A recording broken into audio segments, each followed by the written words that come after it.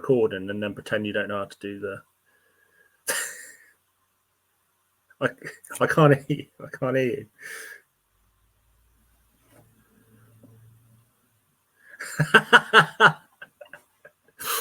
You're on mute. Unmute. I'm unmuted. Can you hear me? Yeah, I can hear you. Why did you mute? I didn't mean to, but we'll leave that in. No edits here. I don't even know how to play the theme tune. Press one of the buttons. Let's see. I'm not in charge of anything. No, I think it's this one. AB's going to love this in his absence. We can't even get the theme tune going. Here we go. Right. Welcome to the No Ifs, Putts and Bogeys podcast. We are a no-nonsense, straight-talking golf podcast discussing all the hot topics in the world of golf. This podcast is brought to you in association with Barretto Golf, a stylish, affordable golf clothing brand. Please visit barrettogolf.com. That's BARRETO golf.com for all the latest offers. This podcast is also brought to you on behalf of the Golfer Gang Network. Please also go and check out some of the other golfing podcasts. And without further ado, I will pass you on to your host, Mr. O-Dub. Good evening, DB. Good evening, fans around the world. Still here, 5th week now, which I think is correct. Yeah, you'll notice if you're watching on YouTube that there's just the two of us this evening. That is correct, O-Dub. I've got my wishes, and I'm slowly taking over, and I've sacked AB. No, only joking. Yeah, he's on a family holiday this weekend. He tried to dial in, but he's in deep dark Cornwall where the internet's not that great. So me and DB thought we'd push on, get some content out for you guys, because there's a few bits and bobs that have been happening in the world of golf. So we wanted to get a podcast out. So just me and you, DB. How are you? I'm very well, mate. I'm very well. I've just got a quick bit of business to address at the start of this podcast. Someone who is a regular listener has complained that in my intro, I say the No Ifs, Putts and Bogeys podcast, and it's actually called the No Ifs, Putts or Bogeys podcast, in the famous play on words of the no ifs, buts, or maybes. So just to be clear, I will try my best moving forward to say the no ifs, buts, or Bogeys podcast. Can't even say it. Moving forward. It's a bit of a tongue twister. I struggle to say it. Yeah. But I think people know what we're trying to do, O-Dub, Yeah, well, we're here just trying to, enlighten the world about golf. We're just two grassroots players trying to get the word out. And sometimes, sometimes I'm pretty illiterate at the best of times. Yeah. I'm pretty good with numbers, facts and figures, but not so good with the English language. Yeah, I'm very similar, O-Dub. I'm a numbers man. I'm good verbally, but when stuff's written down, I ain't very good, mate. But how's your weekend been, mate? Yeah, it's not been too bad. I haven't been able to watch much golf other than, the Live, which we'll talk about later on. But yeah, a bit of a downturn from the Open last weekend and my 19 hours of watching. I know you've been playing plenty of golf, so might be a good place to start there if you can fill us in on your week, DB. Yeah, I've had a cracking week, mate, because I've literally been to a week that is the name of it is called Golf Week, right? So you can guess what I'd done every day for the last week, O-Dub, and that is play golf. So it started last Sunday, which would have been the 22nd, maybe? Yep. No, we'll go for the 20th of July. 21st even. We'll get there in the end. Sunday, yeah. 21st was the first event, and there was a different event every single day until Friday. So started off with 4-ball, 2 balls, 2 scores to count, and then there was a couple of 3 balls, 2 scores to count, 3-ball, 1 score to count, individual. And then on Friday there was a pro-am. So a couple of highlights throughout the week. On one of the rounds, I shot a personal best of mine. Annoyingly, it was actually in a 3-ball 1/4 count, but because I was playing so well, I putted out on every hole anyway. So it didn't really count for my any real major score upsets, because in that format, the scores tend to be quite high anyway. It was a Stableford, but I shot a gross 77 on the golf course, which is the first time I've ever broken 80. Slight caveat: the course is a 67 par, so I was still 10 over par. The golf purists will suggest I still haven't maybe broken 80, because a traditional course is a par 71 or 72, and 10 over would be 81 or 82. But for now, breaking 80s, breaking 80. We'll take it. 77, cracking golf. Second highlight was on one of the rounds. A good friend of mine who was on my team. The first hole is dogleg left at this golf course that we played at, and it's quite hard to get it quite far down. So it's only about 300-yard hole, but he still had about 140 yards into the hole. And it's a par 4, and he holed out for a 2 on the first hole of the opening round. So he had a shot on that hole as well for his handicap.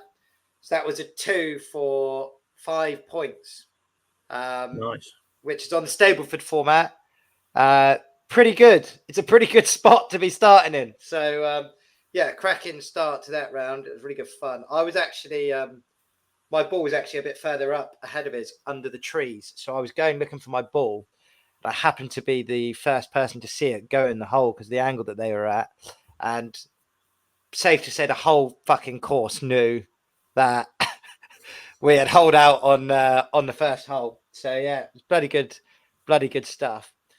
And I suppose the last and most important part or highlight of the week was during the Pro-Am, I actually managed to play with a teaching professional golfer that I've known for a long time. So it's someone that I grew up playing cricket against.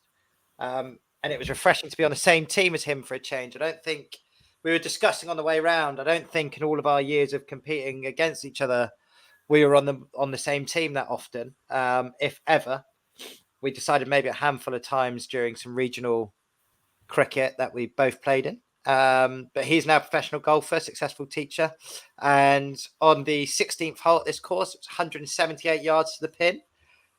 Quite possibly the best golf shot I've ever seen in the flesh. And it was actually, ironically, the only shot of the whole round he got his tripod and camera out for. So we've actually got the whole thing on video. But he must have landed it about 182, 183 yards. It went sort of like directly over the pin and spun and bounced back. And it was one of those where I shouted, "Oh my God, that might have gone in." But we couldn't really tell because of the angle of the green and the way the pin was. We couldn't quite tell if it was set just behind the hole or if it had come back into the back of the hole. So I've also got the video when we're walking up to the green and we go to pick it out the hole, basically. It was a hole in one. A terrific golf shot. Absolutely fantastic golf shot. And if you want to see the video and like and share it, then it's on the Barretto Golf Instagram account. So go visit that. Yeah, no, I've watched it. It looks great. How does that work in terms of, because hole in ones obviously don't happen all the time? Do you tell the clubhouse? Is something said? Is something happened? Yeah. So traditionally, you'd buy everyone a drink. These days, because often there's like 100 people and you don't always know everybody, and drinks are expensive. What would tend to happen is you will buy a bottle or a couple of bottles and leave them on the bar with a note for people to help themselves. So we got a couple of bottles of Sailor Jerry's. Well, he did. And there was some Coke left available for everyone. And people could help themselves throughout the day. And there was a note to say that he hit hole in one. So shout out, that is Josh Hancock of Treloy and Radnor Golf Club. He's recently moved there, started doing some coaching there. And he's got some TrackMan sites set up for the driving ranges and stuff. And it's really good. set up down there, and he's a fantastic golfer and a great teacher. So if anyone is in the local Cornwall area that needs any lessons, I suggest you go see him because he's got one hell of a swing. Excellent. Not quite on our running order, but I just want to talk about the big man himself, Neil Warnock, who you were engaging with. I saw during the week. Was he playing at all? Or was he popping down? Because he's got a job at. Is he manager of Torquay or is he consultant? So he's some sort of director or advisory consultant at Torquay. Yeah. So I managed to have a good chat with him about football, but also I don't know if you will know this, Odub. His son, who's quite a young chap, is a professional golfer. So part of the Pro-Am, a couple of my friends reached out to him on Instagram and requested he accompanied them on their round of golf. So Pro-Am is when you require one professional, 3 amateurs. Yeah. And he was their professional, and Neil came down. I don't know if he was essentially caddying or whether he just came down for the day out and just walked around with them. But he was a very good sport. He was very nice and polite to everybody. Everyone was very nice and polite to him. He answered countless questions on football, local football, Premier League football, posed for photographs, general legend. Very surprised at his knowledge of local Cornish football. One of my friends that was there plays for St Austell Odub, and he knew a lot about St Austell Football Club, despite having operated in the Premier League quite recently. Yeah. In the grand scheme of things. So his knowledge was really impressive, and I think he'll do a fantastic job for what he's doing at Torquay. They've made a lot of signings over the summer, some big names, and they've acquired City's manager. Won't dive into that because I could talk about that for a long time. But ex-Plymouth Argyle legend Paul Watton was his first choice, and he managed. Know him well. I think he'll do a great job. So yeah, now Neil, if you want to come on the pod and talk about golf, let us know. Will Warnock also, if you want to come on the pod and tell us about your experiences at the Pro-Am, do let us know. Cool. Right, so I know a little bit about the handicap system and how it works, but talk to me a little bit about some bandit handicaps, DB. Well, Odub, I won't name said golf club that was in question in case anyone might be listening. But there's definitely, in my opinion, a few people that maybe protect their handicaps at that golf club. I don't know if they do that or not, but essentially, from what I was gathering, is in order to qualify for competitions, you need 3 qualifying scores in the last 12 months to be able to compete, which means 3 competition cards must go in, not just 3 social rounds. So I'm led to believe that people keep their handicaps potentially higher with social rounds of golf and are sneaky about when certain competition cards might go in.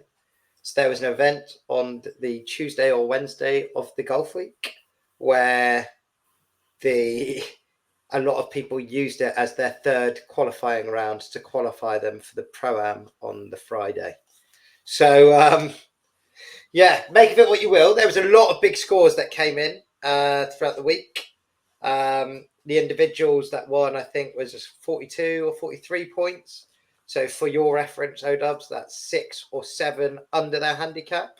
Mm-hmm. And in the team events, I think there was a lot of 21 unders and over 20 under pars. That's 90 points plus, which I don't know whether I'm being over suspect, but would definitely suggest that lots of people had cracking rounds of golf, which when you're playing in a group of 3 or 4, doesn't always happen. Everyone plays well, you know? I mean, I'm under the, I believe that, snitches get stitches, but say you were heavily concerned that this was going on repeatedly, who would you raise that to? Well, one would formally speak to the handicap committee, which every golf club would have. Okay, yeah. But I've got no real grounds to think that any funny business was going on. It was just I've got some friends that play there every week, and they tell me the scores that come in every week, and I'm just baffled that scores come in like that every week. Because at my golf club is quite the opposite. So do you think it's a golf club thing as opposed to sort of a regional thing, or yeah, or maybe. I'm not people? sure, Odub. I'm not sure. Try not to allude to too much here because I enjoy going to that golf club and I enjoy playing there. I'd like to be able to show my face there again. We could always blame AB. He's not here to defend Yeah, himself. well, it was actually his topic on Oh, okay. Oh, on interesting. the on the itinerary, and he's Mm. decided to not show up. But no, I just think from what I hear from my mates, there's a lot of the guys that played there for a long time don't seem to ever really get towards the top of the competitions. And look, there's a lot of big scores that come in. So look, let's see. Let's see what happens. Overall, though, I've had a great week. Very hospitable crowd down there. There's a presentation and a raffle every night.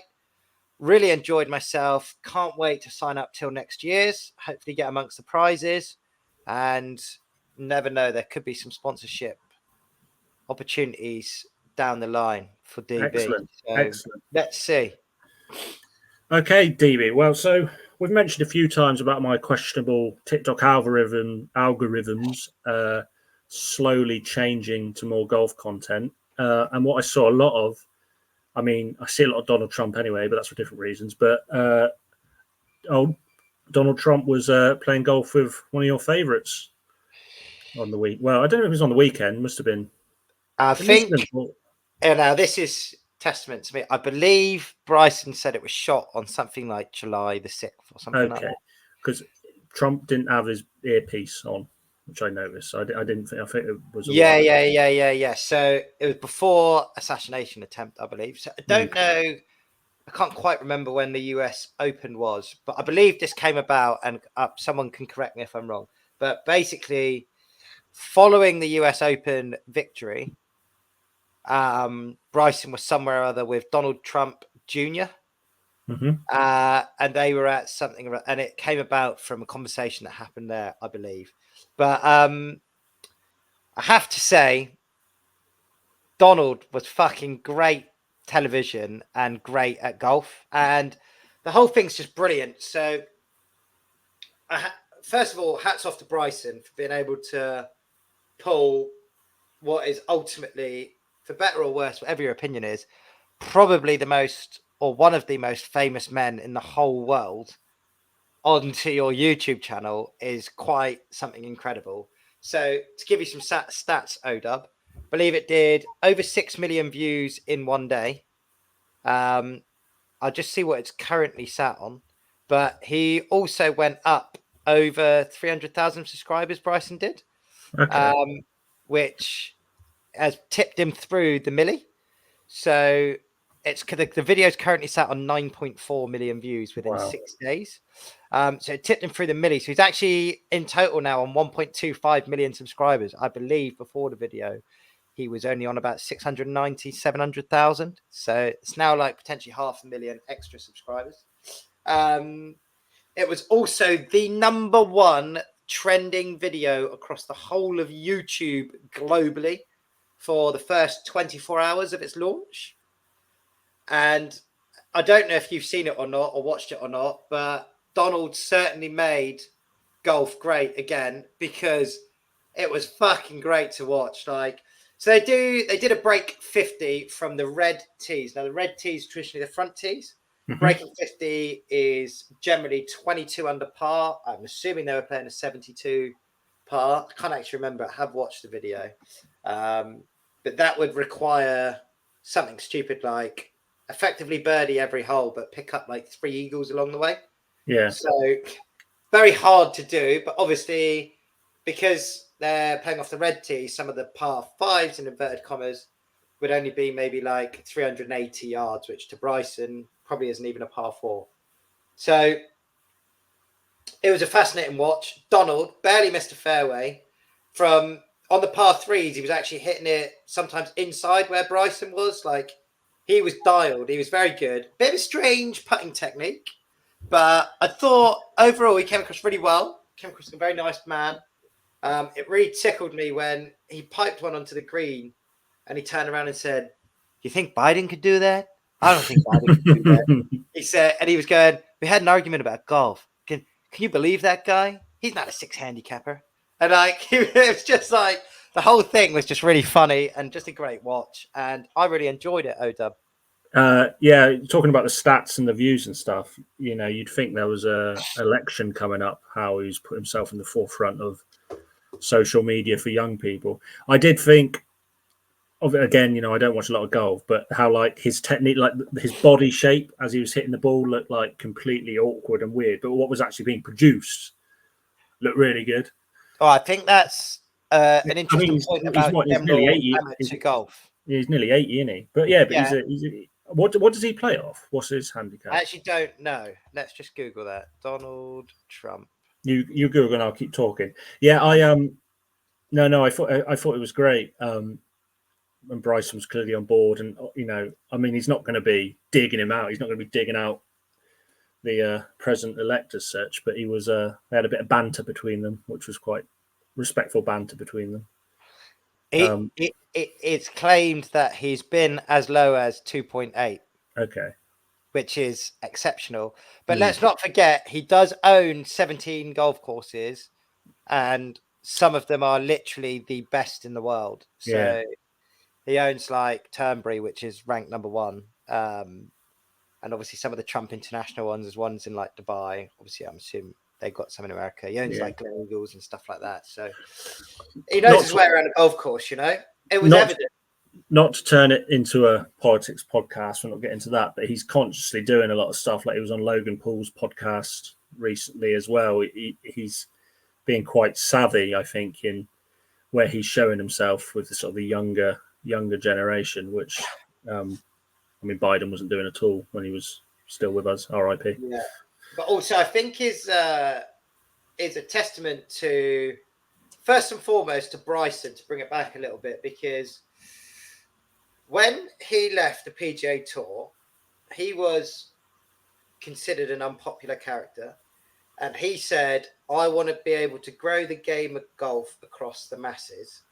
And everyone said, how are you going to do that on a tour where people don't even go and watch it?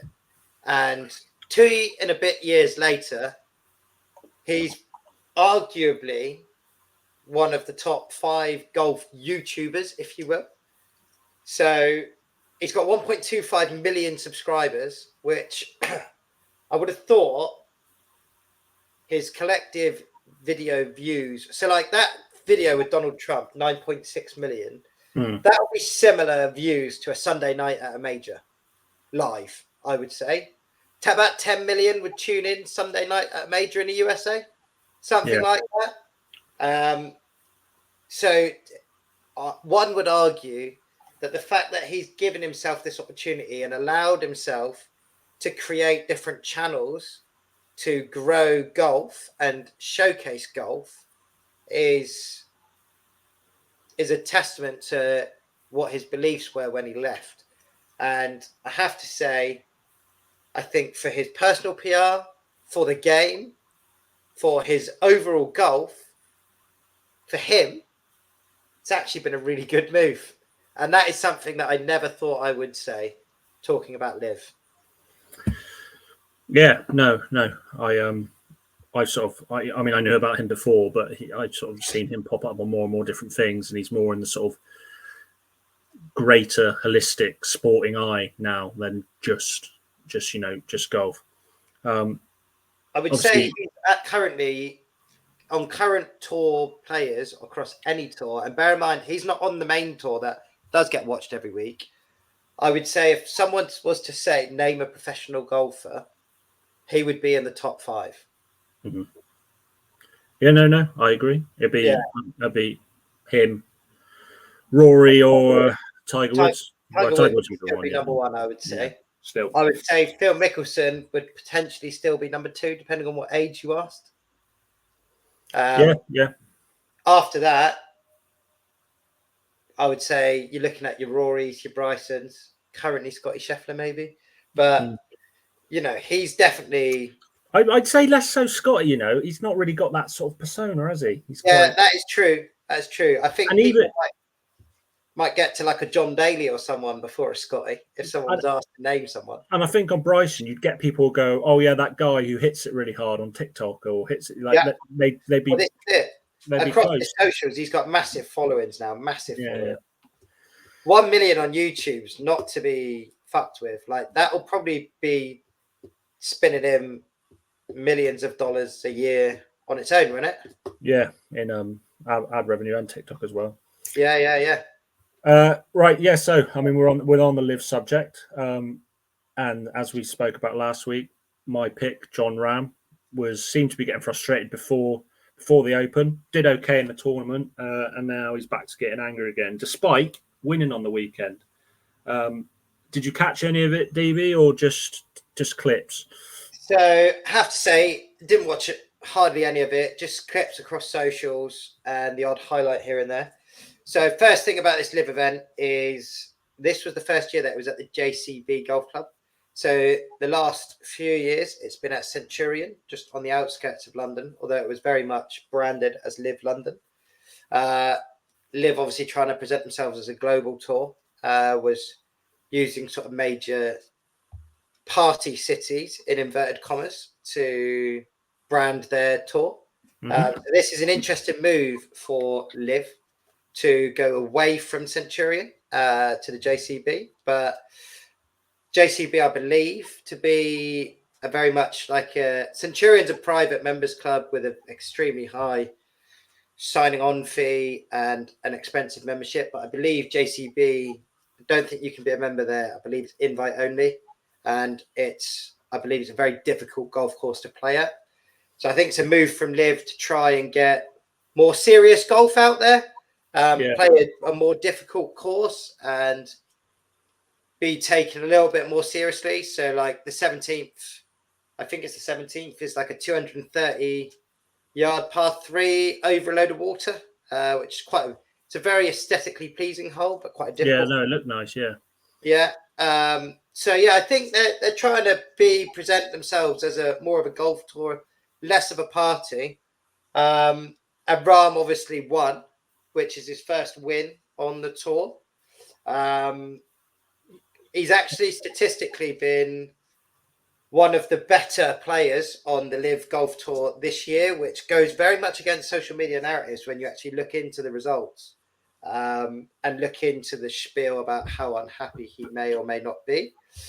But I have to say, I don't know what hole it was or even what day it was, but there was a couple of times on the same shot where he was approaching the green and people were shouting. I don't know if they were swearing, but they were chanting at him and saying stuff, and he backed off a shot twice and had a little chanter with them. And I have to say, I think it was the 17th. I've got absolute zero sympathy for him. Zero. Because, for John. Yeah, because that's exactly what Liv want to be. They want to be golf but louder. They want to be a rowdy crowd. They want everyone drunk and having a good time. They got the music blaring. They want people shouting and screaming and having a good time. And that's all part and parcel of it, whether you want it to be aimed at you or not. You knew what you signed up for. It was no secret when you went over. Everyone else will have experienced it at times. And if you can't hack it, don't play. Well, a few bits on that. I've obviously seen the clip and I've done a bit of research. So they spoke to his caddy, Adam Hayes, who vented at the crowd. Yeah, it's golf but louder, but not when you're yelling in our fucking backswing, dickhead. That was his official statement. Yeah. Well, but on what you were saying, Sky Sports correspondent Jamie Weir said Rahm's suffering from buyer's remorse. And everyone's favorite national radio, TalkSport, someone called in and said, sleeping in a bed you made can be very frustrating, which I quite liked.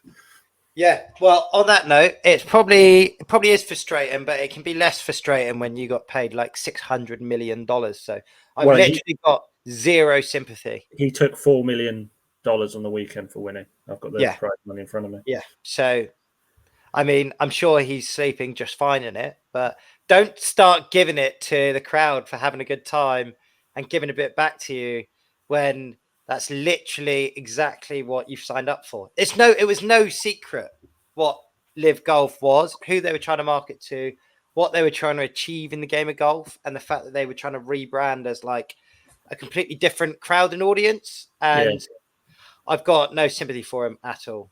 Did you see him Poulter on TikTok? When the no look. No, he I was like, it was on one of the fairways. He was like, "Oh, you can just come have a pint," and he's got a cabin sort of thing set up, and he's built a pub on one of the along one of the fairways at the JCB. Oh, And really? it just looks like a Weatherspoons, but he's got this pub and he's got these. He's like, "Oh, you come chat to the birds, and they get you a beer and get you some food and that sort of thing." Oh, It looked really he good. looked like he was having a really good time on the weekend, actually. So what I thought you were referring to was on one of the holes, he hit a putt and turned around to the crowd and sort of celebrated before the ball went in. Oh And no, I love that. it was actually for a birdie. So he sort of like went and then went like that and was a bit like, I haven't actually seen that. I'll have to check that one out. it That's was good. it was a good watch. It was a good watch. It was good. Did you want to mention anything else about any live events? I don't know anything else really, particularly about any live events. I've actually been to a live event previously, which the one at Centurion. So I actually live pretty much at the bottom of the hill to where Centurion is. So I actually walked home after the Centurion event. Have to say, I've said it before. I did enjoy being there for the day. The way that the day is organized is extremely professionally done. It's a cracking event. A lot of the games I forget what they called it. Maybe it was the Live Golf Village. Maybe they had like a lot of you could chip into bunkers and hit long putts and drive against the screen, and there was like moving greens and all sorts of stuff. There was a little food thingy, the big stage. It was very good, and I did really enjoy it when I was there. But as it's not proper golf in my opinion. I don't think it ever will be. I wish them all the best. But yeah, like I say, I think that a lot of the things that come with the live golf, which benefits golf, actually is not things that actually happen in live golf. So things like YouTube and the freedom that the players get, potentially even a bit of the lighter schedule. I know that a lot of people got hammered for it for saying they wanted to spend more time with their family, which by the looks of social media, not a lot of people do. But Bryson's a testament to the tour. I would almost go as far as to say, even though he hasn't won it and doesn't win that many events on it per se, he's probably the face of the tour at the moment, or one of the faces of the tour. He's the guy that moves the needle. He's the one that people turn up to see. When he is on the tee with a driver, the crowd around it is like nothing else. And I think he's been a real testament to the tour, a testament to himself. And for him, it's been the best move because he wasn't well liked on the PGA Tour by the general public. And I think that's because people didn't get to see the real Bryson. I think now with his social medias and his YouTubes and whatever else he's doing, you can see the real Bryson. He's actually a very nice guy, very knowledgeable guy, very it's easy to see why he's become very popular. And I think there needs to be more of it from players on the PGA Tour, quite frankly. And I don't quite know what the PGA Tour have against it, to be honest with you, because how it affects the tour, I don't know. I think it only enhances it myself personally. I guess their concern is that players won't turn up to some of the lesser events, but I think the more popular events would become more popular and the more popular golfers would become more popular. And they will get left behind in years to come if these players don't have these avenues, because someone like a Rick Shields is almost more recognizable. Well, it's definitely more recognizable than half of the tour. More than half of the tour. So that's where people watch a lot of content. That's what people are becoming known for these days, and the PGA Tour need to get more involved. Excellent. So we've sort of been hinting at it last week. And as you may or may not know, the Olympics has begun in Paris. We won, I think we won a gold earlier in horse racing, perhaps. Yeah, it was something like that. Yeah. Yeah, medals haven't exactly been flooded, but the golf, the men's starts on Thursday the 1st, and the women's starts the week after on the 7th. So I'm sure we'll be catching that. I've had a little look at the market. As you can imagine, the Americans are favourite. They've got Scotty and Xander, who are Scotty's 4-1, Xander's 6-1 to take home the gold. Closely followed by Rory at 8s, and then John Ram at 10s, our favourite. Then Ludwig Oidberg, and then Colin McIntyre both at 12s. So it's quite tight at the top. I wonder how it would feel for Rory to, because did he win a medal at the last? No, he didn't win one at the last Olympics. I don't know if he's ever won a medal, but the first winner of the Golf Olympics was Justin Rose. Yeah. Who's obviously English, and the second was Xander. So Xander coming in off the back of 2 majors to defend his title, probably a pretty strong position for him to be in. But I don't really know how seriously this is taken by the general golfers. Like, obviously, it's an incredible. As in the competitors, or yeah.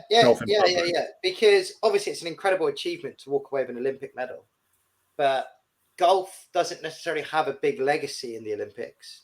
Like, are they just going to rock up and have a little hit and just say they played, or do people want that gold? I don't know. There's obviously, I'm assuming you don't get any prize money for the Olympics, do you? Well, again, I'd love to talk so much about like the economics of golf, but obviously the PGA and Liv have got their own sponsors, and I just don't. Obviously, there wouldn't just be separate sponsors for the Olympics golf, would there? There'd be Olympic sponsors, which would obviously be filtered to every event. So that's my thinking of, in terms of the money you were talking about. They're not just going to have a massive pot for the golf and then, like, I don't know, skateboarding. They're going to have nothing. Yeah, but do you even win money for an Olympic gold anyway? I don't think so. No. No, that's my point. So don't the federations get money? I think the federations get money for the amount of golds they win from like the International Athletics Committee, or something. So I don't really know how seriously people take it, was going to be my point, but the field is actually ridiculously strong in the grand scheme of things. If this was a PGA Tour event and you had all these golfers there, it'd be quite a feat to win it. There's a lot of the top 20 in the world, a lot of major winners there. Shane Lowry actually carried the flag for his nation in the opening ceremony, which is quite cool. Did you see the little barges they're on? They went down. Is it the Seine, the river in Paris? They went on little barges down there. All I saw when that was going on is just when we had the London Olympics and James Bond jumped out the plane with the Queen, of like how much better it was than a load of athletes sailing down the river. But there we go. Always done best in Britain, innit? Oh yeah. So in terms of the Brits that are competing for the men, we've got 2 in there, which Tommy Fleetwood and Matt Fitzpatrick, which I believe both currently still sat in the top 20 in the world. So yeah, Tommy Fleetwood's 20-1 and Matt Fitzpatrick's 35-1. Yeah, and Britain are 12-1 to bring a medal home, so they're 5th favourite, behind Ireland, Sweden, Spain, and America are favourites. So in with a shout, definitely. Yeah, just thinking aloud here. So in terms of the women, so does Rory McIlroy compete for Team GB, by the way? No, Ireland. But he's Northern Irish, right? Yes. So why that is Northern Ireland don't have their own squad; they're all in GB. Same with why is he not in competing for GB then? Well, it's the same with rugby, isn't it? Northern Ireland don't have their own team, whereas like but is Rory competing for GB? That's what I want to know. No, he's competing for Ireland. But he's Northern Irish. But surely that's GB, isn't it? They're in the United Kingdom, but that's why I was mentioning the rugby thing. Northern Irish just play for Ireland. Like, you don't get Northern Irish people playing for England, which is how it it would be. It's got to be political. But hit us up, guys, in the comments if you know why Rory might do that. I don't know. Ireland they don't have a lot of athletes. They had them rowers. They were on Graham Norton. They were rowers. They were Northern Irish and they're completely incoherent. You couldn't understand a word they were saying. But they rowed for Ireland and they were clearly from Belfast. I suppose you must get a choice. Who knows? But obviously you've got. Go on.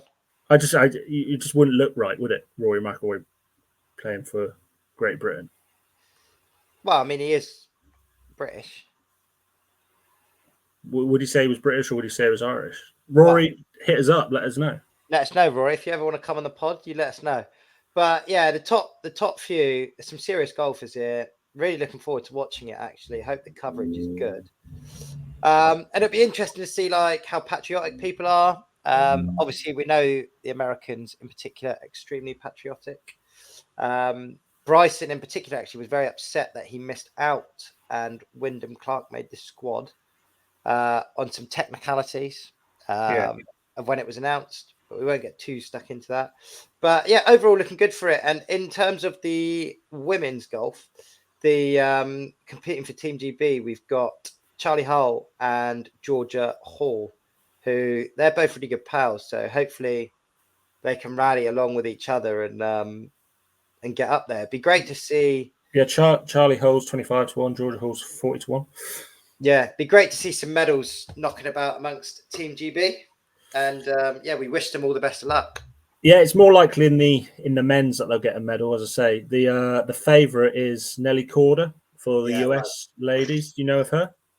Do I know of her? She's extremely good. She's won 7 events maybe this year, and like won like when Scotty was on the run of when he won like them all in a row, she was winning them all in a row as well. She's clearly the world number one by miles. She comes from an extremely sporting family. Pretty sure her parents and her brother were like professional tennis players on tour. Well, thanks for asking, DB. Her dad, Peter Corder, won the 1998 Australian Open. There you go. And her mum reached like 26th in the world. So not an open major. Open? They're opens, aren't they? No, majors. Yeah, 26th in the world. But I think her sister's in the US team as well, I believe. For what? Golf. Oh, really? Yeah, I think so. Yeah, I can't see on the odds. Was her brother a tennis player or something as well? Yeah, her brother plays tennis. Yeah. And she's going out with I forget his name. He plays NHL, ice hockey. Oh, yeah? Yeah, it's a real sporty mix going on. Imagine you're just like, you couldn't do fuck all when you're in that family. Yeah, you'd be gutted, a professional athlete. So her brother's currently ranked number 23 in the world. Okay. At tennis. Tennis, yeah. He's got his highest achievement at a Grand Slam is quarterfinal. Okay, nice. Yeah, real sporty family. Yeah, so yeah, I mean, it's looking heavily likely the ladies, the US will. Yeah, she's massive favourite. So yeah, it looks like the US are favourite for both, but you know, both Ireland and UK are both in with a shot at the medal in the men's, definitely. But we'll be watching it. Thursday. It starts Thursday to Sunday. Yeah, bosh. All right. Well, we'll round it up there, and we'll stay tuned, and we'll give a debrief of the Olympics on the next episode, and a debrief of anything else that might occur throughout the week. Yep. But thanks for hopping on, ODub. I appreciate your commitments, and apologies to the listeners that there was a distinct lack of stats around some of the golf that has gone on and upcoming.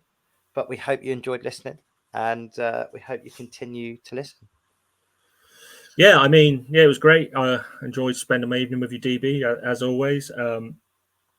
I don't know what would happen if the views sort of rocketed it into the millions just off this podcast. Do we have to leave AB out? Is he sacked? I think it would be something to consider. Yes, he could produce in the background. He could just bring us our coffees and stuff in the office. We're clearly sharing. Yeah, he could hit the button and get the theme tune going. Yeah, that's that's the bit we need help with, definitely. Exactly. But other than that, it's gone smooth. So yeah, guys, get in touch with your questions. Instagram. Have we got an email address? Yeah, send it to dan@berettagolf.com. Yeah, no, any questions, get in touch. We'll read them out. Always good to hear your feedback as well, guys. I know I've been getting plenty. Just out and about in my general day-to-day life, people have been stopping me, asking me about the podcast. Actually, DB, some of the, as you know, I'm a avid rugby player. Some of the older lads play rugby, and they can't get their head round the fact I do a golf podcast, despite never picking up a golf club. I think but there is negotiations where I'm going to have a round with our listener Will. He'll be listening. We're talking about planning a round soon. He's a good friend of mine. He attended Benidorm recently. He's quite a nice lad as well, and I know he won't mug me off. So let's talk. We might share bats and go out on a local course and have a go. So stay tuned. I'll try and get some content out. Prior to arranging that, let's get Will on the pod before and after. Yeah, he'd love to come on. Yeah, we'll do that. Shout out Will. Yeah, big up Will. Here we go. Moment of truth. Can I do this? That sounds right. Well done, O-Dub. Yeah, good stuff, DB. We know, don't we? Next question is, how do we fucking upload it, mate?